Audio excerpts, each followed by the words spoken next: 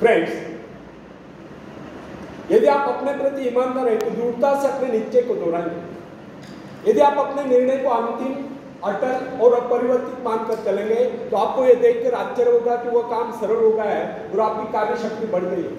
आपका उत्साह बढ़ेगा, आपका आत्मविश्वास बढ़ जाएगा और आप में अपने विचारों को कार्य रूप में परिवर्तित करने की शक्ति आ जाएगी। स्वयं को ललकारो।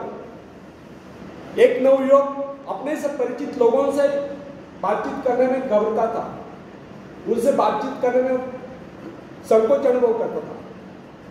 ऐसा उसके द्वारा स्वयं का अवमूल्यन करने से हुआ। वो अपने आप को दूसरों से घटिया समझता था, तुच्छ समझता था, नीचा समझता था। वो अपने गुणों को और अच्छाइयों को भी बुरा समझता था। किसी व्यक्ति ने उसे आत्म संबोधन का सुझाव दिया। अपने मन से बातचीत करते हुए वह सर्वदा परिवर्तित व्यक्ति बन गया। बाद में लोगों को संदेह होता था कि क्या यह वही लोग है जो पहले झेलता और हिचकिचाता था।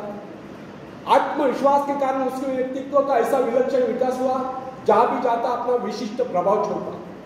बातचीत करता तो लगता ऐसा लगता मानो फूल जड़ रही। उसकी बातचीत का लोगों पर तुरंत प्रभाव पड़ता था। उसने अपने अनुभव मुझे बताए।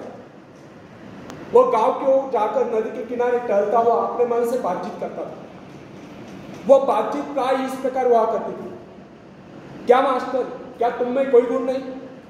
यदि कोई गुण है तो उसे ढूंढो, मूर्ख मत बनो। तुम भी वैसे ही श्रेष्ठ व्यक्ति हो जैसे कि कोई अन्य।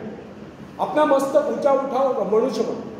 दूसरों से बातचीत और व्यवहार करने में डरना और संकोच करना छोड़ो। लोगों के पास जाओ, उनसे बातचीत करो। तुम अपने को घटिया मत समझो, खुश रहो। तुम तो ईश्वर की संतान हो। तुम्हारा भी उतना ही अधिकार है जितना किसी बड़े से बड़े व्यक्ति का। इस प्रकार जब उसकी आत्मा ने उसको झुंझोड़ा तो उस युवक ने अपने गुणों पर विचार किया, उनकी सराहना आरंभ कर दी। वो अपने गुणों को प्रकट करने लगा। इसका ऐसा चमत्कार हुआ कि लोग उसे प्रशंसा की दृष्टि से देखने लगे।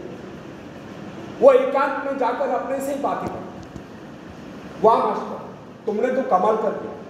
यह तो बहुत ही गौरव की बात है। इससे प्रकट होता है कि तुम वाकई योग्य व्यक्ति हो। हर बार इसी तरह आगे बढ़कर अपने व्यक्तित्व का विकास करो, विस्तार करो। लोग तुम्हारी प्रशंसा करते हैं, तुम संसार में कुछ बन सकते हो। दब्बू और लज्जाशील व्यक्ति के लिए अपने मन से बातचीत करने से बढ़कर अन्य कोई उपचार नहीं।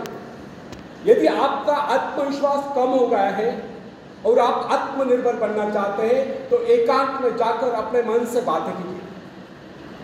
लघुता समाप्त होगी, लेकिन कब?